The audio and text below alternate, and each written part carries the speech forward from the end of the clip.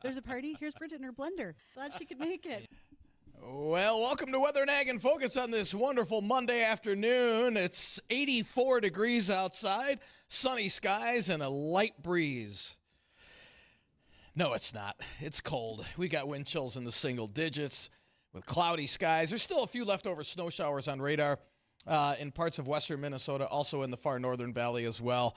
But it's just, compared to this morning, temperatures have dropped like a rock, and there's even colder weather coming our way. I'm Chief Meteorologist Dean Wysocki, along with our wonderful, talented Ag Director, Bridgette Readel. And good afternoon, Bridgette. You are on the road again, and you've got quiet weather this time for a change.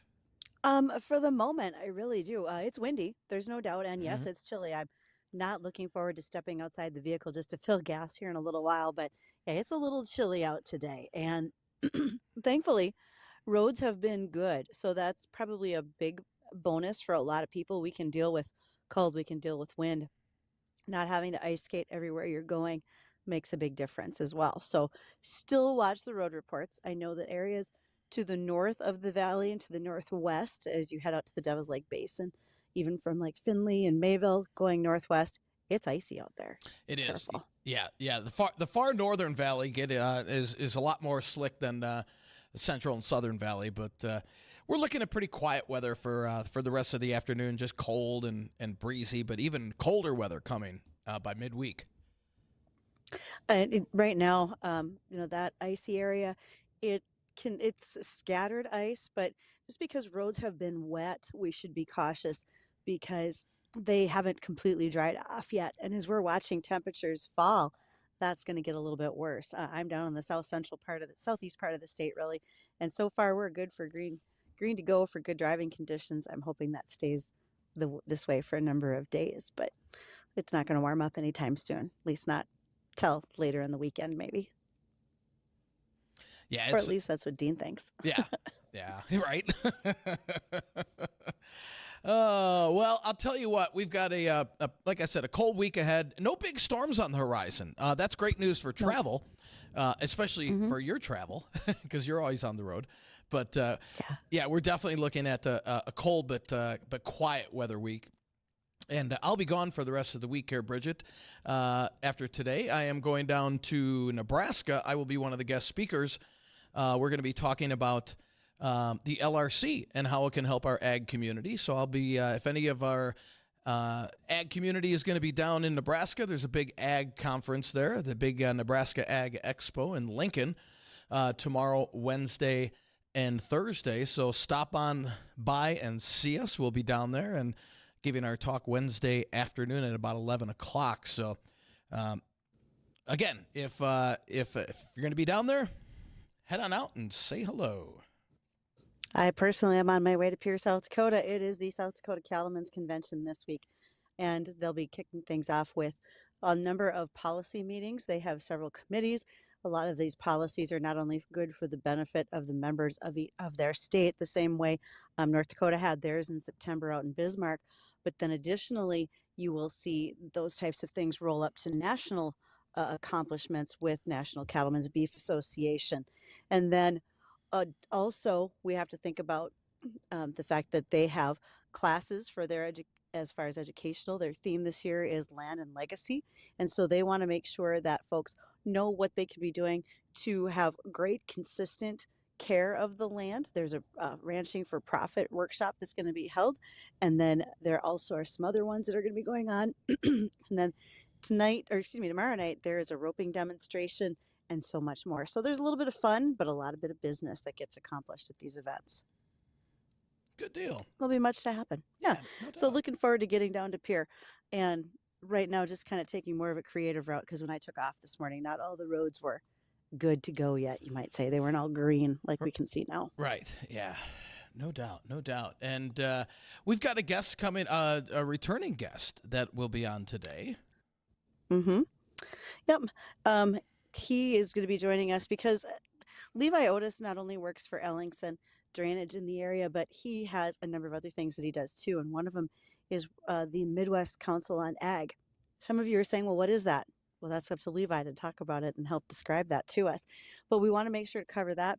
I think there's some other items to think about. One is that we also have gotten a recent report that farming could be a net negative in greenhouse gases. For so many times we hear that, oh, the cows are doing it to us, or all these farming practices with diesel fuel and other emissions. Well, that's not the problem. Um, with this report that was recently brought out by an ag research company mentioned the fact that farmers who, especially because we've had so many acres that have gone into conservation reserve or our minimum tills to no tills, though they are storing more carbon than ever before.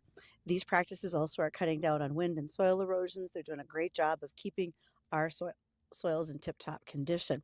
Also, they realize that with the efficiency of using uh, GPS as well as precision ag, we're not running equipment the way we once did. So we're cutting back in the amount of diesel fuel that's being used, and really that gives us a better understanding of what greenhouse gases look like. We're not the culprits here in ag that we are made out to be. That's other industries really just trying to hide what they do, and I always find it funny that big companies want to buy a farmer's carbon credits, right? We want to pay you to store more carbon for us. Like you do the practices to store carbon because we're not going to change the practices that we do over here on our footprint.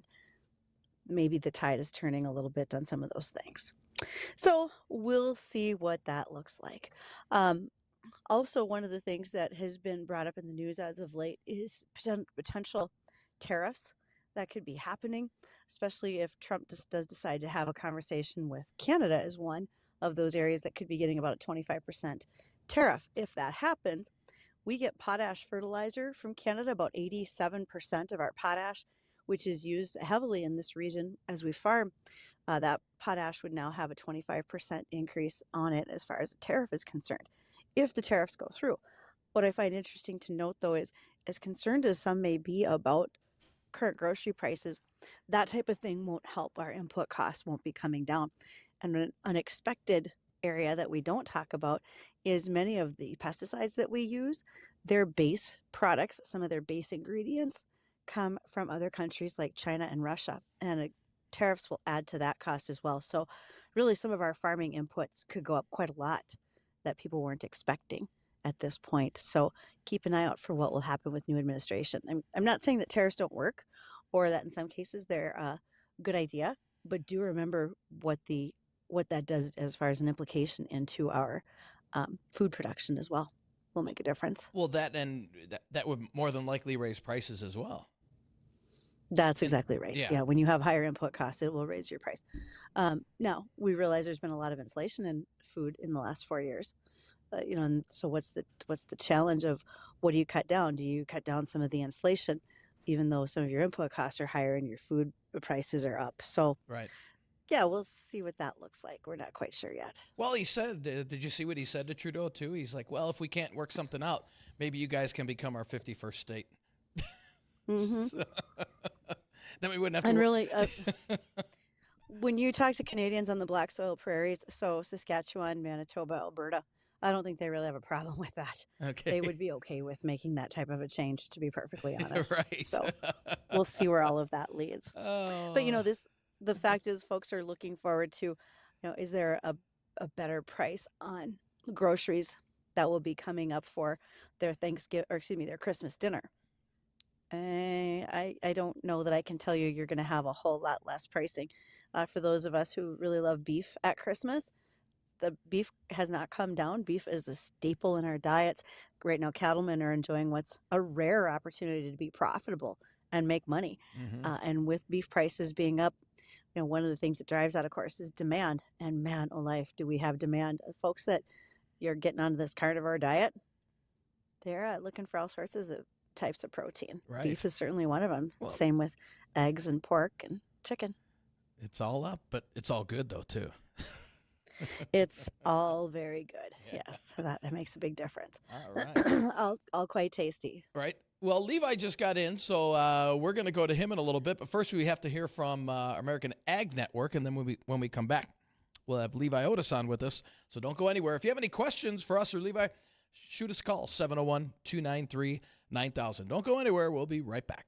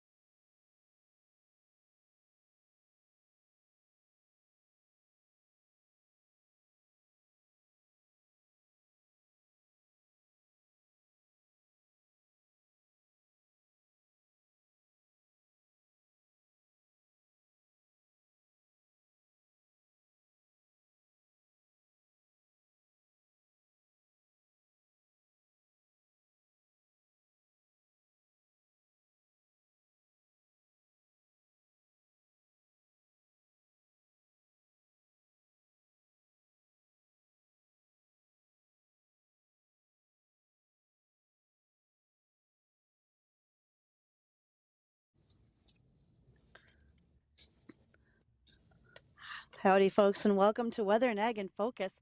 Thanks for being here today. Very glad to have you joining us. And a big shout out for those of you who are getting ready for your holiday parties and dinners and so much more. Don't forget to call Great Harvest Bread Company. Cassie and her crew will make sure that you can have some of their heavenly buns ready to go for the holiday season and so much more. Great quality flours go into their breads and scones and cookies. And if you are curious, what's the special, you might say? Well, it's Monday, so make sure you are checking out their salted caramel cookies. They have blueberry streusel or rhubarb streusel, cream scones, and so much more. So don't forget a stop at Great Harvest Bread Company. Today, when we're visiting with our guest, you can also give us a call on the Red Wing Shoe line, 701-293-9000. Emails are always welcome at weather@flagfamily.com or ag@flagfamily.com. And thanks to Levi Otis for stopping by to be on air with us today. We greatly appreciate that. Levi, how are you? Good. How are you? Great. Okay. Normally we talk about all things drainage and water, and we'll probably get to some of them today. But I know you're also a part of the Midwest Council on Ag.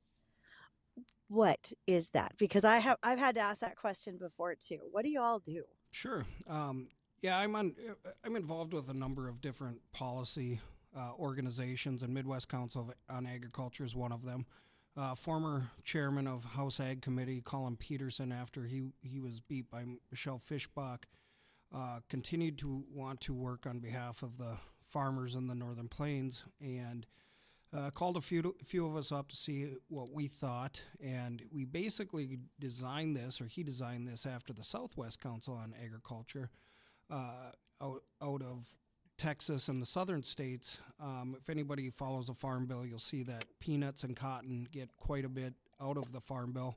And the history there was a congressman went back to his home district after getting defeated, and everybody said he didn't do anything for us. And he organized those folks and said, well, peanuts, cotton, all these other groups come in and they all have different asks. And this guy's point was, why don't you get together and ask for the 5 low-hanging fruit and start chipping away at issues that the region has? And so that's basically what Midwest Council on Ag has done. We've got 90 members from some of the commodity groups, not all of them, a lot of different agribusinesses.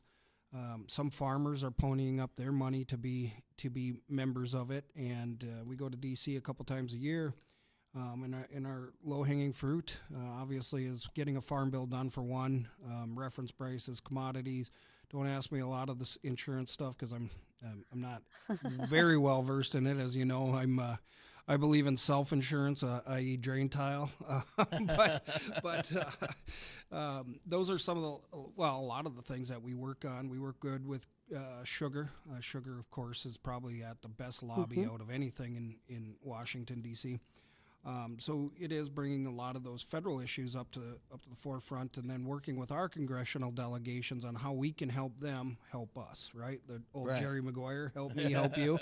There's a lot of truth in that. And so we do, I think it is important for people to go to Washington, D.C., meet with your congressional delegation, learn how this stuff goes. You know, it's not all on TikTok and Facebook, and I mean, we get in some fun wars, but getting out there and showing your delegation that what you feel, it just adds a certain weight to it that you don't get maybe on sending just a letter or a phone call. But starting with those is, I encourage people to at least do that. How long have you been with the Ag? We've Council? been, well, when it started, so are we on year 4? I just actually got voted back in as a board member for another, I think, 3-year term, so this must be our 4th year. And I know you said you wanted to kind of tackle the low-hanging fruit, and would you say the Farm Bill is probably number one? I mean, that's got to get passed. Yeah, it's got to get passed, and they'll probably do a CR on it. I don't know why Senator Stabenow waited so long. I do know, because the House wasn't going to pass anything without getting their wins in it. So now... Yeah, I was going to say they added a pile of stuff to it that's been holding everything up right now. And so I like to use the term elections have consequences, and they do. So now guess what? You got to play on the other side of the ring. Yep. Okay, so what are some of those other topics that you guys are tackling when you go off to Washington, D.C.? If this was not a Farm Bill year, what would you be looking to cover? Well, specifically, you know, I work in conservation, right? So there's small things that agencies have done over the years that need to either be unwound.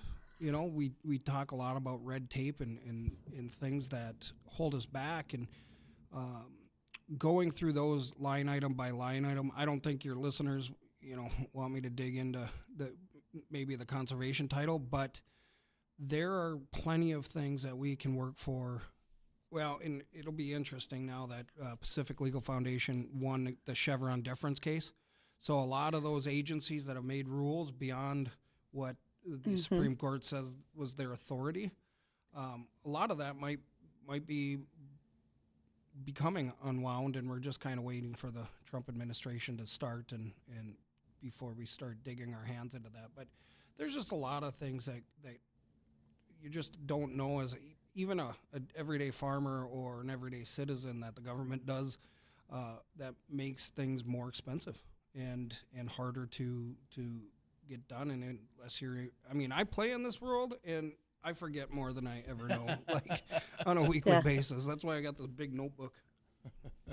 Well, yeah, because there's stuff that you're going to have to tackle that you didn't really realize was tied together, but governmentally over the years, it's been tied together more so than one expected. And what you said about the whole rollback with Chevron, that decision, I don't think we realize all the areas that's going to affect when you have agencies, whether it's EPA, FDA, even Bureau of Land Management. I think they've all taken some liberties that now we may see change quite a lot over the next year, Yeah, if that sounds absolutely. right. Yep, absolutely.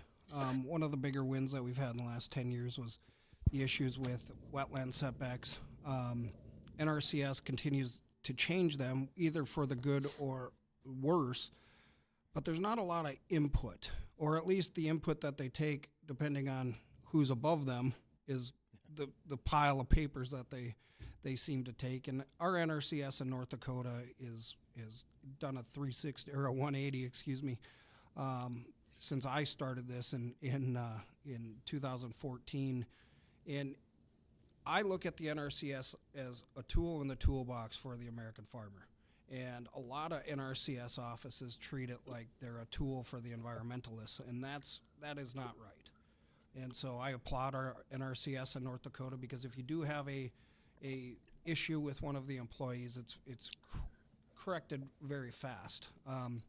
One of the big issues that we'll be working on in conservation is U.S. Fish and Wildlife, and now with our governor going to head up that department, there's a lot of people in North Dakota that are looking to that office to get back to where we're at. And I've got a buddy down in Oaks, and he said, if the law's the law, then the government too needs to follow the law. Right. And Right. and I think I just don't think people understand that the government themselves breaks the law on a daily basis. And so often I don't think we realize how subjective the decisions are that happen on a local level, whether it's with U.S. Fish and Wildlife. I mean, there's instances like the Mod Ranch in South Dakota where they had a decades-long lease, and all of a sudden, one particular officer with Fish and Wildlife wanted to say, "Oh, you know what? I don't like how this is being handled," and now they're being dragged into federal court. So, though that kind of it doesn't happen everywhere, we do have, like you said, great people that work at FSA and other areas, NRCS, that want to work very closely with the constituents who are local and to accomplish common sense goals. It's when we don't have those that we run into more trouble. And conservation, man, you can easily find that very divisive, being on one side or the other, depending on your opinion. Yeah, and you're exactly right, and it frustrates me because farmers are the ultimate conservationists, right? Yes. Right, like it's undeniable, and we need to get more buses on these schools, especially in Fargo, so we don't end up maybe like other states with super large cities where people are just voting off of what they hear on TikTok and not understanding what is going on the farm. It's appalling to me on a personal level that the government can come at you, and because of somebody's subjective, right, somebody's subjective thought, now all of a sudden you're in federal court spending your own tax money or your own personal money, and you're facing your tax money, and that person doesn't have any recourse on being wrong about dragging you into court. And if the judge sides with you, that person still has a job, and they're just moving on to the next place. What's the best way to educate Absolutely. people on, what's really going on? Well, you could listen to this show daily. Well, that's step one. Step one. Cody at the Red River Valley Fair, with that ag center, I think needs to be a spotlight for us and our youth. I obviously work with farmers every day, so when I call somebody up and say, can my daughter plant with you this week, or can she jump in a combine, or, right, can we show her how the Can you bins see work? this stuff? Right. It's very simple, and I actually don't know any farmer that's not willing to do that. Right. And maybe that's something we could talk about off air in the future is how do you grab a bunch of kids and let's go out and educate them, and hopefully someday when they're driving in the car and mom and dad say something silly, they can correct them. And I think it's good that they do. The more that they spend time hearing and learning, they're the next batch of constituent voters. Personally, I think that one of the ways that we're going to do that is as we continue to gain students who are going to be our assistant ag director. They will join us on this show, and I'll need a different kid every month. So I have one show per month where a student joins us, and they not only talk through the headlines, but help interview guests like yourself, Levi, and that gives them a whole different perspective of why we do the things we do in ag. And I think it's great to hear their perspective of what they see, more importantly. Yeah, you're 100% right, and it allows us to know if we're training or teaching them right. If if we're Yeah. trying to show them something and they're not getting it, it's good to hear that we're not getting it. Absolutely. Well, stay tuned, folks. We have other questions to ask of our guest today, and that's Levi Otis. And he's talking today on behalf of the Midwest Council on Ag. So for questions that you might have, you can send them to us. Again, email ag@flagfamily.com or weather@flagfamily.com. And above all, you can call us on the Red Wing Shoe line, 701-293-9000. Bottom of the hour news, and then we'll be right back.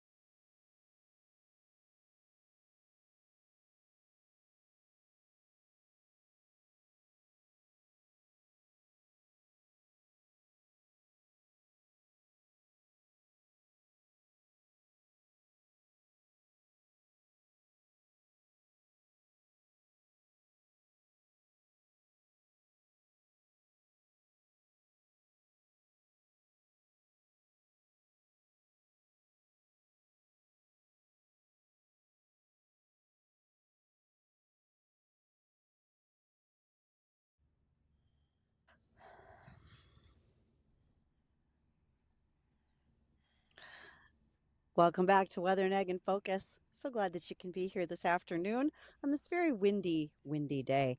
Nonetheless, there's much to talk about. One of those things happens to be our guest today, and that would be Levi Otis.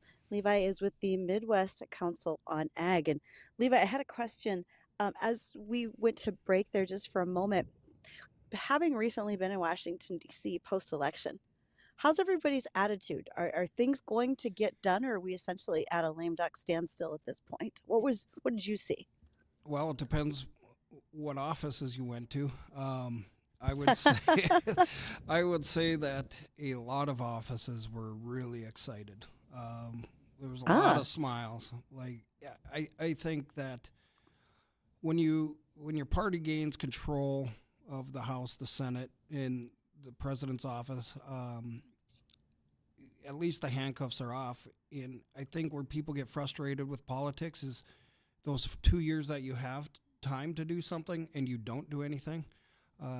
You better have an answer for that, and that's typically why every 2 years you seem to lose the House, and then you have a 2 years worth of bickering on media. But for that, it was great. The other side of the aisle, everybody said, "Well, I don't know how they're going to do that. I don't know how Elon and Vivek are gonna cut $2 trillion worth of budget." And I think some of that's fair because to cut a lot of that stuff, you need congressional approval or you need 60 votes in the Senate.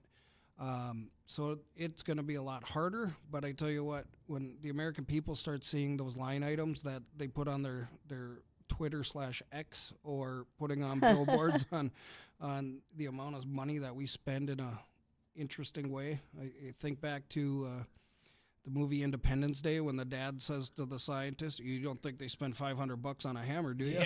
Yeah. So figuring out where that $495 goes, it would be great, right? Well, we haven't been able to do it yet, so maybe this will be the.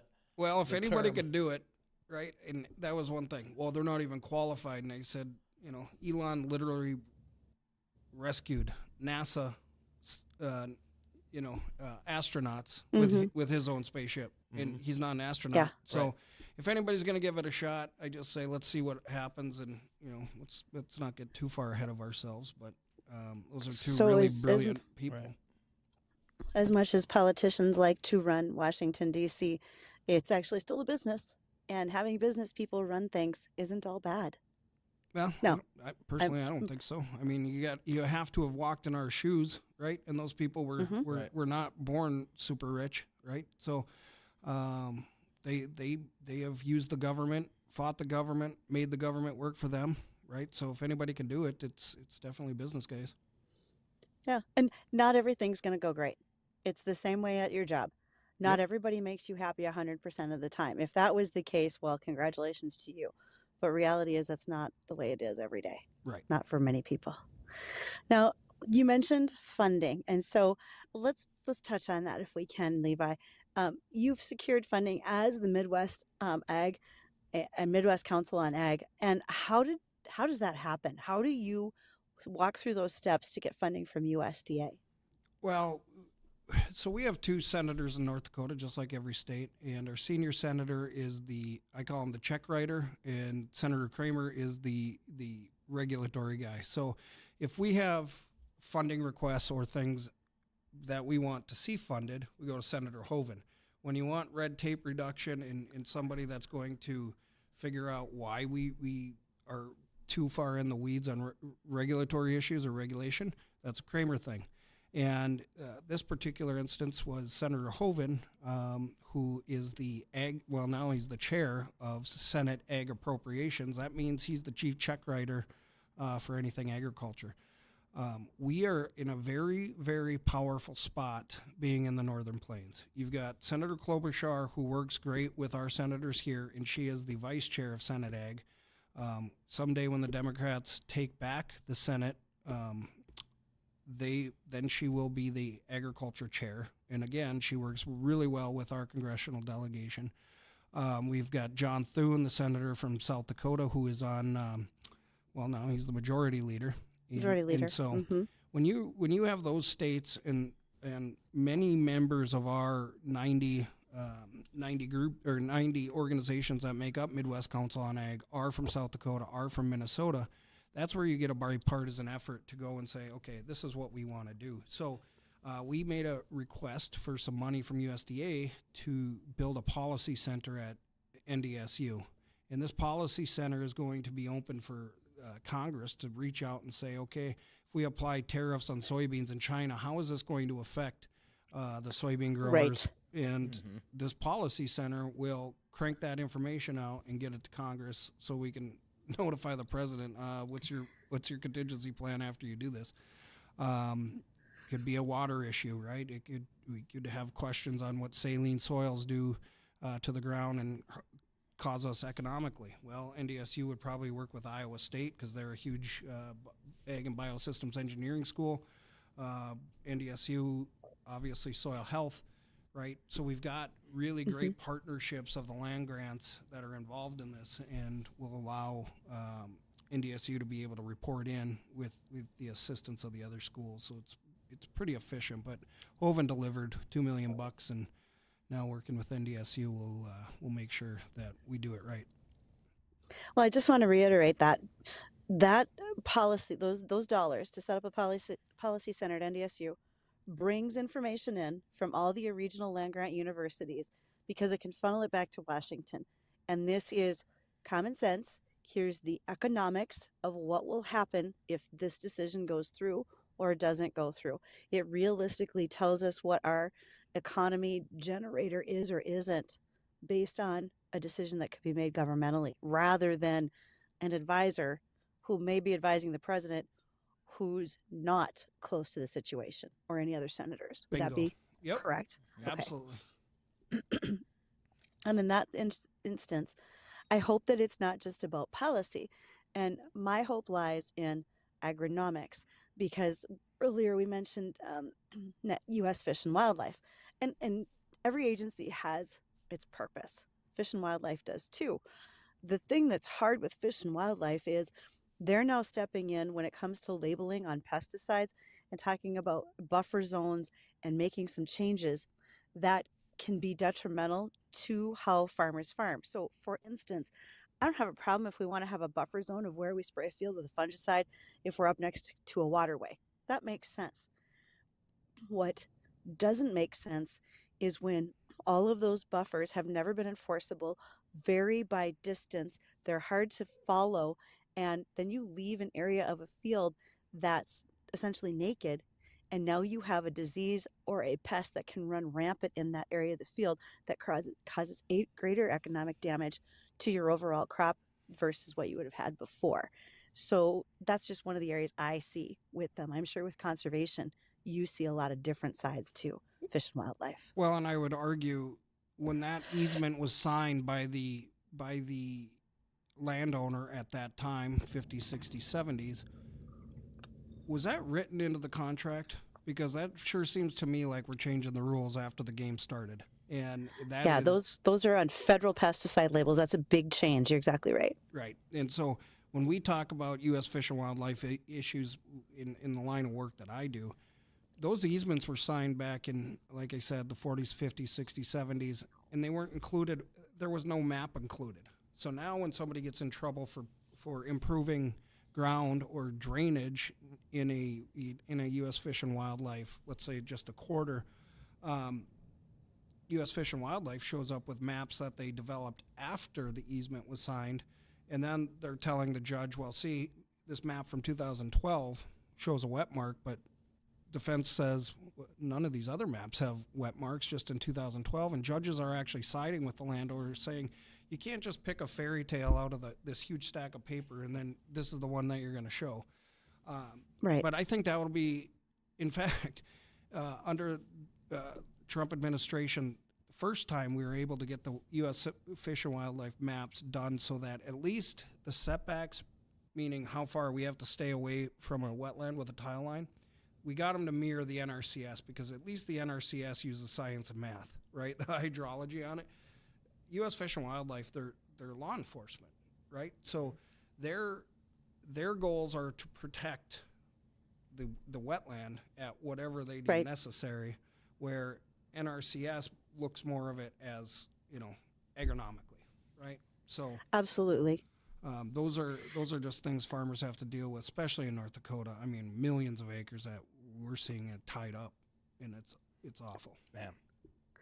I really appreciate the fact that there can be updates to policy, because even though we have done something for many, many years, it's changed. So, for instance, when you look at federal pesticide labels and they talk about an endangered species, and you have to go look at Bulletins Live, which is a government website that tells you the endangered species that's in your county, even though you're told you have to go look at Bulletins Live, but because it was considered an endangered species, there were certain counties that could not have glyphosate sprayed in them because the timber rattler once existed there, even though its existence has been gone by 50 years. Those things need to be updated. We have to use common sense when we build some of our rules too. And that would be a great thing that hopefully you, as someone with the Midwest Council on Ag, can help us do better. We appreciate that part of it, Levi. Yeah. And is there a website you want to get Yeah, out, Levi? midwestcouncil.org is our website, and midwestcouncil.org is the website, and it's, at least there's information. There's a way to get a hold of any or all of us. With 90 members, we've got everybody from dairy to, drain tile or seed or chemical or whatever, banks. Everybody loves a bank. So, yeah, there's just a lot of resources, and as we move forward into 25, I know we're going to try to do a lot more with social media and get the word out so that people know what we're doing, and it's very helpful, to be honest with you. It's more impactful to bring an actual farmer to DC and work on these behalf, so we could say, I'm not doing this for us. This is the farmer that's impacted, right? And so I think you're going to see a lot of farmers get rolling on policy issues come this winter. Good. So, And I hope they do. yeah, I hope they pick up on those things, and I really hope that when you mentioned folks need to send their letters and make their phone calls, too often I hear, well, that's not impactful. I think you see the other side of it, Levi. I think it really is impactful. well, it is impactful. That's why I've got a job, right? I mean, when you start getting wins, they're like, crap, we can't let them go now, So, yeah, it is. It definitely is, and I think sometimes people don't know what to say, right? Or they want to make sure they get it right, and that's why organizations like ours are so vitally important. Whether you're a member or not, we're going to help you craft the best language to help us help you, right? And so I just encourage people to do that. Reach out, and if you want to help and you want to be a part of it, let's rock and roll. And it's not just us. Those would be the best things. Right. And again, Levi, one more time, if people weren't listening the first time, how to get a hold of you? Best way to get a hold of you? Midwestcouncil.org is our website, and there's a contact form on there, and Allison will get it and shoot it off to us. Okay. And that's, if you got a question, anything, U.S. Fish and Wildlife pesticide label, just put that in the subject and put your question. We'll find it. We'll help out. Excellent. Much appreciated. Thanks for coming in, Levi. Much appreciated. Always appreciate your guys' time. Always a good time having you in. All right. All right. Thanks. Well, when we come back, we will do a recap of the weather. We've got a couple of ag topics to hit as well, so don't go anywhere. We'll be right back.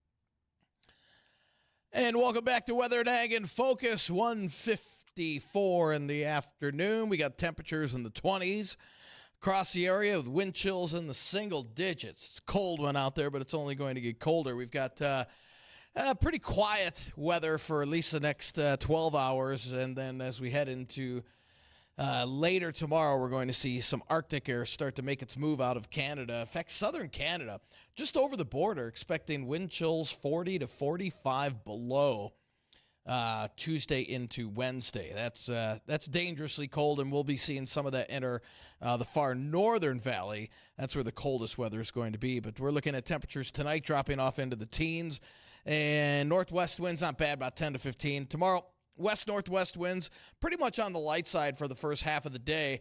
As we head towards late afternoon and into the evening hours, we'll see that Arctic front arrive, and that will trigger off some snow showers. I could see very minor accumulations, a half inch or less out of that. With temperatures in the daytime hours tomorrow in the 20s, by the time we get after sunset, temperatures rapidly start to fall, with winds really picking up tomorrow night out of the northwest, 15 to 30, and gusty, producing wind chills about 20 below or colder. And then we're stuck in the deep freeze Wednesday and Thursday with single-digit highs, and wind chills on Wednesday about 20 below all day long. And then we'll slowly moderate things as we head into the weekend. Seeing a slight chance of snow possible over the weekend and into early next week. No big storms, just little minor systems the way it looks right now. So I know there's a lot of people that want a little more snowpack around here, especially for I had an email today, a place out in Bemidji, snowmobiling and ice fishing, and they have a resort out there wondering, hey, are we in for any big snows coming up here in the short term? And I don't see it. And after next week, through Christmas, the LRC has a pretty active storm track, but unfortunately it looks like it's down to our south, where when that cycles back, hopefully that pulls a little further north later in the season. On the next LRC cycle, we can get a little more precip up here, but it's been a little dry.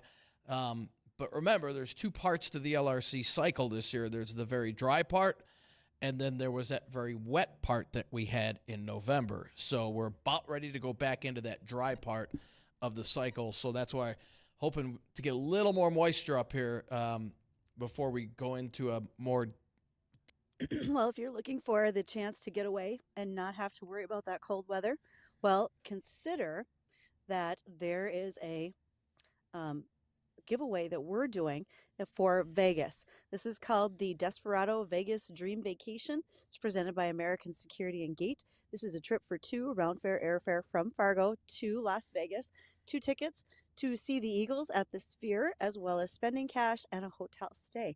We are taking qualifiers later on this week. On our show, you're going to hear the sounder for a qualifier.